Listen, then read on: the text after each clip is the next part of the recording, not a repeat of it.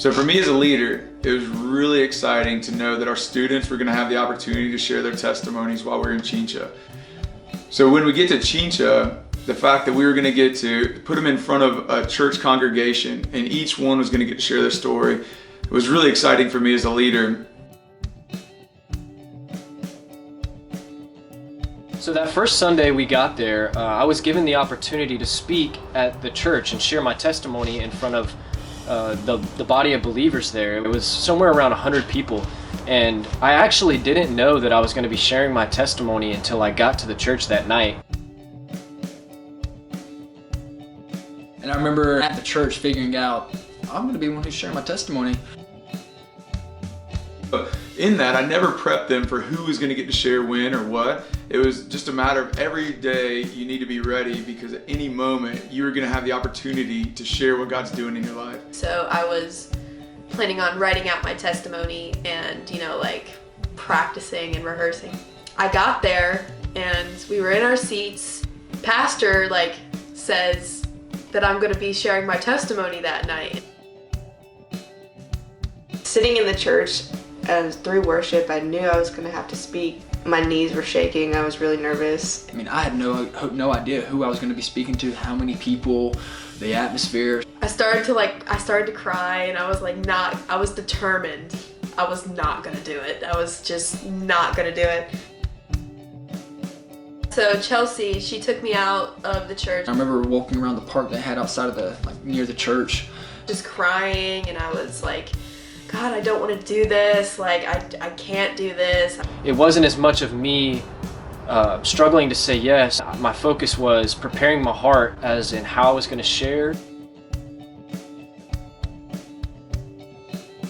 Getting to go up there, I was just preparing my mind to put my faith totally in God, just trying to let go of all the other things around me and just speak from my heart what God's done.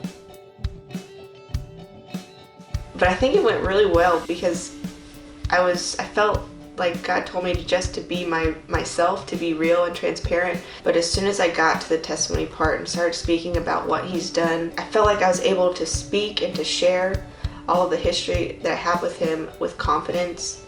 Seeing how faithful God is from the moment I opened up my mouth and just started to speak and starting to share and just let go of anything else around me. It was beautiful to see the way that God allowed me to share my testimony. Because it's my story from my perspective and it's valuable to me.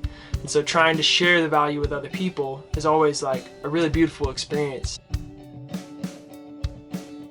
I think one of the most beautiful parts in sharing my testimony is that as I share it, it's almost like walking people through the journey that I've got to have with my Father. I remember standing there in front of all these people, and I just look out into the crowd and I see people crying. I felt like it was one of the best times I've ever had sharing my testimony, because I got the opportunity to really put my faith in God and what He wanted me to say.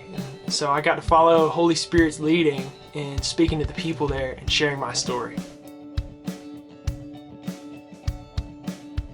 It was so beautiful to watch the students one by one, night after night, get a chance to go up and share what God's done in their life. It wasn't about my words, it was about the heart in which I was sharing my testimony from that moved people and captured people's hearts.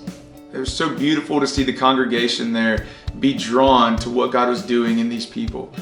It was so exciting as a leader to see the opportunity for our young people and the students to get to share what God was doing and to see the fruit of people listening. I remember when I was done, I walked over and everyone gave me a hug and they told me how proud they were of me. And it was probably the coolest thing I've ever done. Ever.